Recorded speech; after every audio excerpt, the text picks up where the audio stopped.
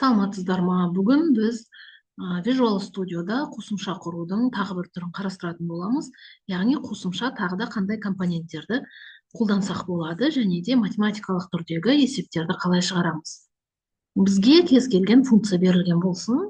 Мұнда z тең 3y квадрат түп ас 4x плюс 1 плюс синус функциясы қарастырылған. Яғни мен сіздерге математикалық функциялар C-Sharp'та қалай жазылады және де дәл осы есепті шығару үшін интерфейс қалай жасауға болады, нәтижелерді шығару үшін қандай компонент қолдануға болатынын түсіндіретін боламын. Яғни z функциясы берілген y, x және t деген айнымалардан тәуелді және де бұл айнымалар бізде кез келген сандар, яғни біз оларды клавиатурадан енгізе аламыз. Есептің берілгенін өздеріңізге жазып алсаңыздар болады. Мен тікелей C-Sharp'тың тілінде жазатын боламын. Сол себепті Word'да жазып, алдын ала дайындап қойдым. Visual Studio'да уақыт кетірмес үшін өткен сабақта түсіндірілген компоненттерге қасиеттерін жазып, интерфейс дайындап қойдым. Яғни бізде 3 түрлі айнымал бар. X, Y және T. Мынау тұрған менде label компоненттері, мынаның барлығы мәндерді енгізуге арналған textbox компоненттері. Сол секілді нәтижені шығару үшін мен label емес, listbox деген компонент қолданатын боламын. Қазір программалық код арқылы біз бұған есептеулердің нәтижесін шығаратын боламыз. Енді компоненттер әдетте стандартты түрде қара әріптермен жазылады. Оның түсін өзгерту үшін мен мына жерде шрифт өзгертіп қойдым. Міне фонт, яғни менде дәл қазір ол размер 16 обычный текст болып тұр. Және де түсін өзгерту үшін мен forecolor деген қасиетті таңдаймын. Ашсаңыздар тізімнен түрлі жаңағы түстерді таңдауға болады. Компонентке байланысты түсті өзінің жаңағыдай перечень беріледі, яғни тізім ашылады. Мынау дәл осы label компоненті үшін бізде қазір қызыл сары түстер жоқ, тек қана компоненттерде ашық түсті түстер, яғни көкке жатыс немесе сұрға жатыс түстер ғана қолданылады екен. Осылардың бірін ғана біз пайдалана аламыз. Және де программада біз не туралы есеп шығарып жатқанымызды жазып қоюымызға болады. Яғни мен мына жерге енді интерфейсті орысша жасағандықтан мен орысша жазып қоямын. Қазақша жазасаңыздар да болады. Вычисление, значение, функции деп жазып қоямын. Мұны бізде грамотное программирование деп айтады. Яғни міне әрбір есептің өзінің берілгені бар және оған осылай атау беру арқылы әдемі етіп интерфейс жасауға болады. Баттың кнопкасын өткен жолы да екеу қойдым. Біреуін біз есептеулер жасайтын етеміз, яғни вычислить деген команда беремін, және баттың екі кнопкасына мен закрыть, яғни жұмыс істеп тұрған приложенияны жабу іс-әрекетін ұйымдастыруды қарастыратын боламыз. Сонымен интерфейс дайын, енді программалық кодқа көшейік. Баттын екі рет шерткен кезде баттын бір клик деген оқиға өңделеді. Ең алғашқы болып біз айнымаларымызды сипаттаймыз. Double типті деп айтам. Менде T деген айнымалы бар, Y деген айнымалы бар, X деген айнымалы бар және Z деген айнымалы бар. Ары қарай T айнымалысын енді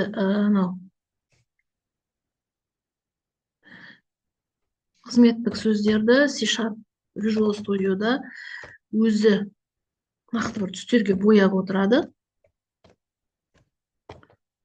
Яғни ашық көк түс, қызыл түс жаңа бір-бірінен ажырату үшін жасалып жатқан іс-әрекет.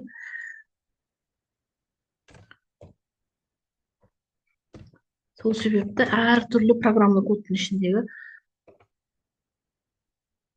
цветтерге таңғалмаңыздар.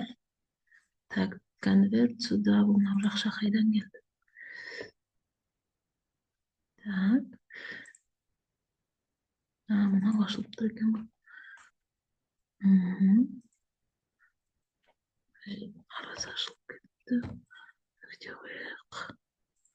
Ол байқағандарыңыздай уже жазу барысында мына жер қате болып жатыр, мына жер қате болып жатыр деп бізге уже көрсетіп жатыр. Сол себепті мен мынаны көшіріп 3 рет қоя салатын боламын, яғни мен x үшін, y үшін тура осы қатарды жазатын болғандықтан бәрін қайта уақыт кетіріп отырмай, менде y менде текстбокс 2-де шатасып кеткен жоқпыз ба? Жоқ, x бізде текстбокс 1 екен. Текстбокс 1-ге мен x-тің мәнін енгізетін боламын. Y-тің мәні текстбокс 2-де және текстбокс 3-те менде t-ның мәні. Енді функцияның берілгенін жазатын боламын. Яғни z тең алғашқы өрнекте 3 көбейту y-тің 2 дәрежесі. Оны y көбейту y деп жаза салуға болады. Ары қарай бізде түбір бар, квадрат түбір. Яғни математикалық функцияларды қолдану үшін мен масс деген классты жазам. Сонан соң sqrt деген функция жазам. Және жақшаның ішіне сол түбірдің астында не тұр, соның барлығын жазып шығатын боламын.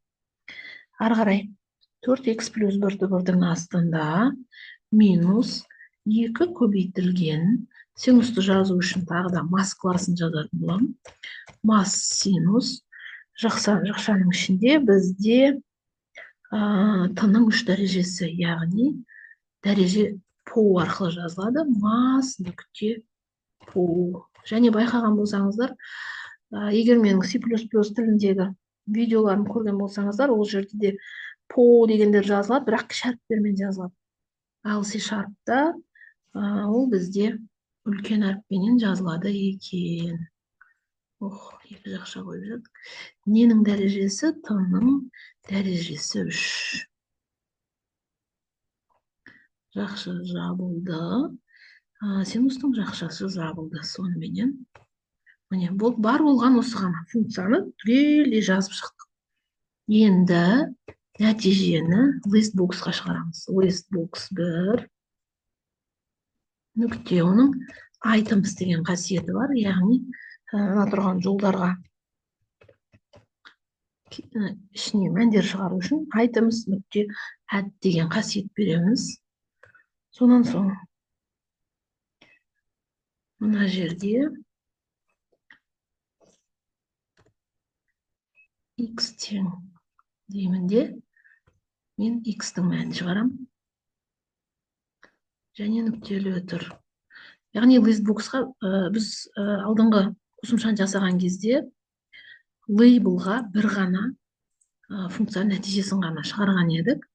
Қазір мен listboxқа x-тің мәнін, y-тің мәнін, t-ның мәнін және z-тің мәнін, яғни бүкіл қосымшаның ішіндегі жұмыс істеп тұрған мәндердің барлығын шығара аламын. Listbox деген компонент сонысымен ыңғайлы. Яғни мына жерде y шығады, мына жерде t-ны шығаратын боламыз үшінші қатарға. Анау тырнақшалардың ішіндегі тұрған мәтіндер жаңағы бір-бірімен шатас кетпеу үшін мынау x-тің мәні, мынау y-тің мәні, мынау t-ның мәні дегенді жазуға мүмкіндік береді. Ал z-тің мәні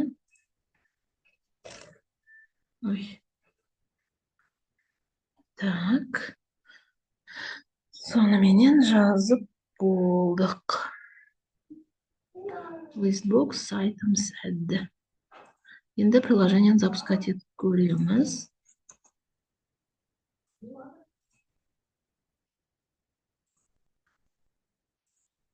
Так, алдымен бір сақтап қояйын.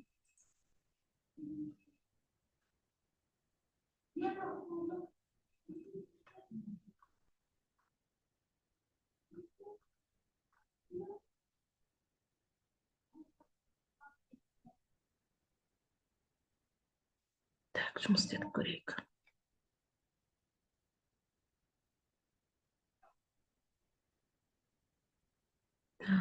Қате берді дейді. Екі аргумент бермедік қой біз. Listbox 1, items add. Мына жерде түр емес, мына жерде қосу екен. Так, мына жерде оның қатар мәтін сияқты қабылдайды ғой.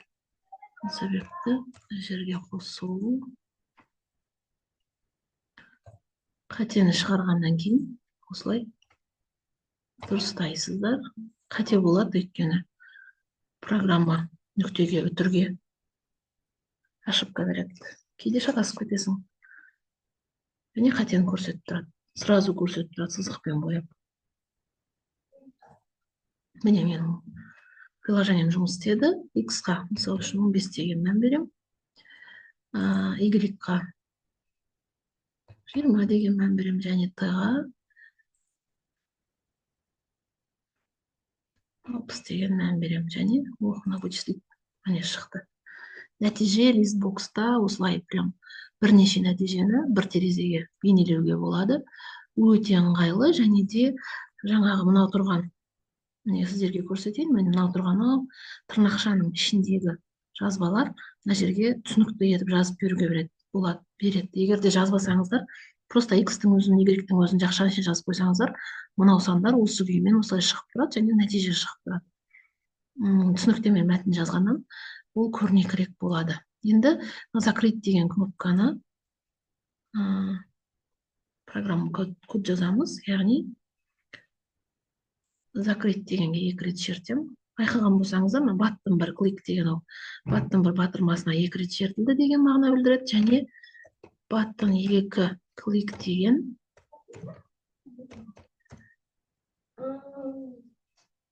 баттың 2 клик деген баттың 2 батырмасына 2 рет шертілді деген мағынаны білдіреді. Міне application exit деп жазам, және қайтадан запускать етем.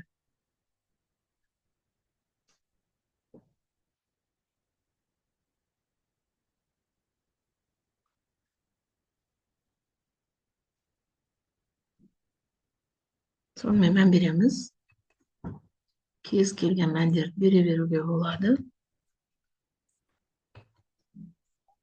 Міне вычислить деген батырманы басамыз. Міне біздің берген мәндеріміз және функцияның есептелген нәтижесі. Және мен закрыть батырмасын басам, программа жабылады. Бұл бізде қосымша компоненттермен жұмыс және интерфейсті әрлеу болып табылады. Келесі сабақтарда бұдан да жақсы компоненттерді қарастыратын боламыз. Назар қойып тыңдағандарыңызға рахмет. Сау болыңыздар.